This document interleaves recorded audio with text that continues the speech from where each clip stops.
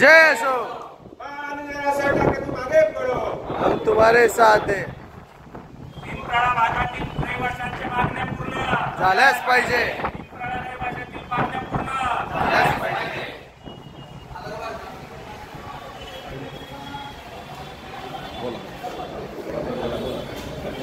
आम्ही पिंपराळा प्रल्हादनगरचे रहिवासी आहेत।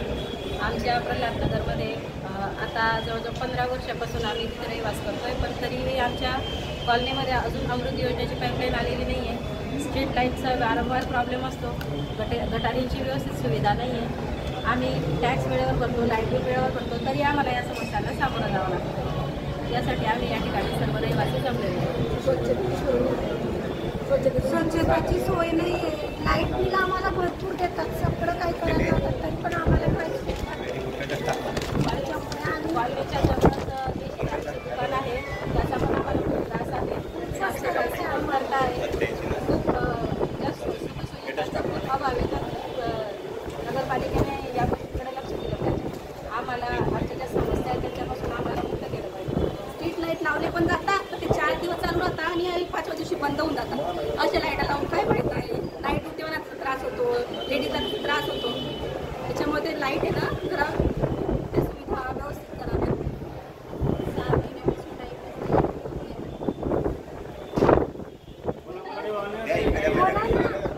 महिन्यापासून गेल्या 6 महिन्यापासून आमच्याकडे लाईटांची सुविधा व्यवस्थित नाही। तर आमचे लहान बाळ आहेत, मुलं आहेत, खेळतात, रात्र पहाट दिवसात भरपूर हे असतात। पाणी पावसाळ्याचं जीव आवडतो, जंगल टाईप आहे सगळं, तर आम्हाला तिथं काहीतरी चांगली सुविधा करून द्यायला पाहिजे। पिंपराळ्यातल्या रस्त्यांचं छानपैकी काम झालं आहे, पण काम असं तुटक झालं। अर्धा रस्ता चांगला आहे, मध्येच तो असं खडबडीत आहे, मध्ये दगड आहे, पुन्हा चांगला आहे, सलग काम झालेलं नाही। त्याकडेही शासनाने नगरपालिकेने लक्ष दिलं पाहिजे अशी विनंती।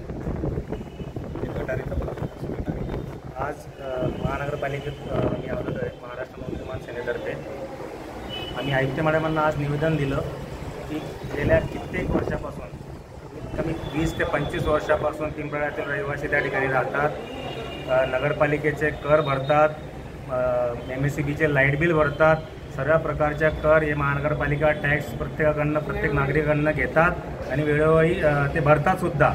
आणि त्यांच्या ठिकाणी गटारी नाहीत, त्यांच्या घरासमोर गटारी नाही, रस्त्यांचा अभाव आहे, त्या ठिकाणी लाईटचे स्ट्रीट लाईटचे खांबे नाही।